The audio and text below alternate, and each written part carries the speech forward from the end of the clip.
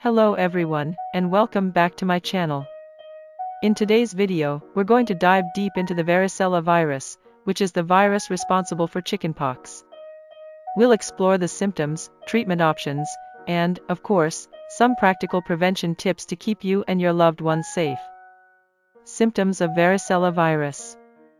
The varicella virus presents a variety of symptoms, which usually show up about 10 to 21 days after exposure. Common symptoms include 1. Itchy rash. The most recognizable symptom is an itchy rash that begins as small red spots and quickly develops into fluid-filled blisters. 2. Fever. Many individuals experience fever, which can be mild to moderate. 3. Fatigue. A general feeling of tiredness or fatigue is common. 4. Loss of appetite. Individuals may not feel like eating during the early stages of infection. 5. Headache. Some might experience headaches as part of their illness. Treatment options. If you or someone you know contracts the varicella virus, here are some treatment options. 1. Symptomatic relief. Over-the-counter medications such as acetaminophen can help reduce fever and relieve discomfort. Avoid aspirin in children to prevent Rash syndrome. 2. Antihistamines. These can help alleviate itching and discomfort related to the rash. 3. Calamine lotion. Applying calamine lotion can provide additional soothing for the itchy spots. 4. Antiviral medications. In more severe cases, especially in immunocompromised individuals, antiviral medications with an infected person are at risk of contracting the virus. When a person is exposed to the varicella virus, it enters the body through the respiratory tract and begins to replicate in the cells, leading to the characteristic symptoms of chickenpox. The virus then spreads throughout the body, causing the development of the itchy rash and other symptoms associated with the disease. The virus is most contagious in the days leading up to the appearance of the rash and for several days after the rash appears. Infected individuals should avoid close contact with others, especially those who have not had chickenpox or been vaccinated against the virus, to prevent the spread of the disease. Certainly, when the varicella virus enters the body, it initially infects the respiratory tract, where it replicates and spreads to the lymph nodes. From there, the virus enters the bloodstream and disseminates throughout the body. The virus infects various types of cells, particularly skin cells and cells of the immune system. Once inside the cells, the virus uses the host cell's machinery to replicate and produce more virus particles. This replication process leads to cell damage and triggers an immune response. As the virus continues to spread through the body, symptoms of chickenpox begin to appear, including fever, fatigue, and the characteristic itchy rash. The virus primarily targets the skin cells, leading to the formation of fluid-filled blisters that eventually crust over and heal. During this phase, the virus can be shed from the blisters and spread to others through direct contact or respiratory droplets. In some cases, the virus can remain dormant in the body's nerve cells after the acute infection resolves. It can reactivate later in life, leading to the development of herpes zoster, shingles, a painful rash that typically occurs in a localized area along a nerve pathway. Can the varicella virus cause any other complications besides chickenpox and shingles? Yes, the varicella virus can potentially cause other complications besides chickenpox and shingles.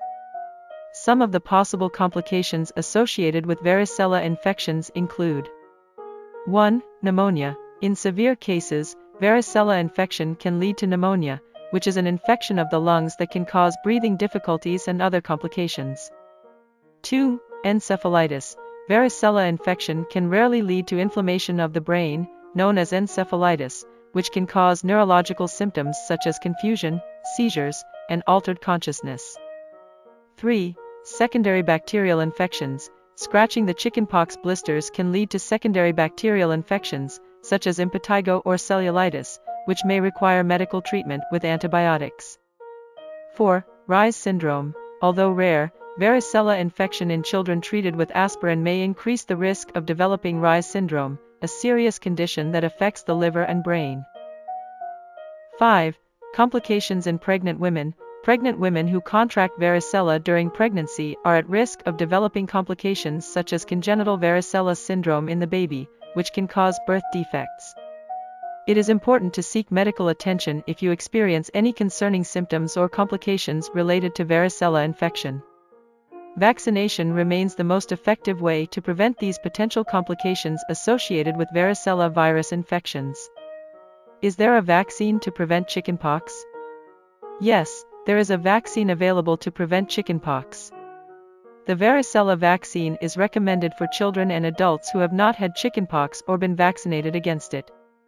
The vaccine is highly effective in preventing the disease or reducing its severity if a vaccinated person does get infected. It is typically given in 2 doses, with the second dose administered a few months after the first dose.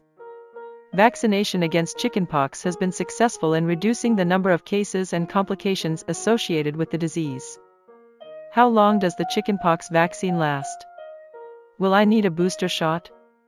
The chickenpox vaccine is known to provide long-lasting immunity in the majority of individuals who receive the recommended 2 doses. Studies have shown that immunity from the vaccine typically lasts for at least 10 to 20 years, and some studies suggest that it may provide lifelong immunity in many cases. However, in some instances, immunity from the vaccine can wane over time, leading to breakthrough infections in a small percentage of vaccinated individuals. In such cases, a booster shot may be recommended to reinforce immunity against varicella virus. The need for a booster shot can vary depending on individual factors, such as age, overall health, and potential exposure to the virus. It is always best to consult with a healthcare provider to determine if a booster shot is necessary based on your specific circumstances. Can the vaccine cause any side effects, and how common are they? Like all vaccines, the varicella vaccine can cause side effects, but they are typically mild and temporary. Some common side effects of the varicella vaccine may include 1. Soreness, redness, or swelling at the injection site. 2. Fever. 3. Rash or mild headache. Serious side effects from the varicella vaccine are rare. In some cases, the vaccine can cause a mild form of chickenpox or shingles. This is known as a breakthrough infection, and the symptoms are usually milder than if the person had contracted the virus naturally. Allergic reactions to the varicella vaccine are rare but can occur. Signs of a severe allergic reaction may include difficulty breathing, wheezing, hives, or swelling of the face and throat. If any of these symptoms occur after receiving the vaccine, immediate medical attention should be sought. Like acyclovir may be prescribed by a healthcare provider. Prevention tips. Preventing the spread of the varicella virus is essential. Here are some tips. 1. Vaccination. The best way to prevent chickenpox is through vaccination. The varicella vaccine is highly effective and is usually given in 2 doses. 2. Avoid close contact. Keep distance from individuals who have chickenpox or shingles, as the virus can spread through respiratory droplets. 3. Good hygiene. Encourage regular handwashing and good hygiene practices, especially in communal settings. 4. Stay home when sick. If you or your child has chickenpox, it's important to stay home to prevent spreading the virus to others. Risk factors. While anyone can contract the varicella virus, certain factors might increase the risk. 1. Unvaccinated individuals. Those who haven't received the varicella vaccine are at higher risk. 2. Young children. Children under 12 are more susceptible due to their developing immune systems. 3. Immunocompromised individuals. Those with weakened immune systems or chronic illnesses are at greater risk of severe disease. Can you explain how the varicella virus attacks the body in more detail? The varicella virus primarily spreads through respiratory droplets when an infected person coughs or sneezes. It can also be transmitted through direct contact with the fluid from the blisters of an infected person. The virus is highly contagious, and individuals who come into close contact. It is important to discuss any concerns or medical conditions with a healthcare provider before getting vaccinated. They can provide personalized advice and information on potential side effects or risks associated with the varicella vaccine based on individual health factors. I hope this video has been informative and helpful for anyone dealing with the varicella virus or looking to prevent it. Make sure to stay tuned for more health tips and information on our channel.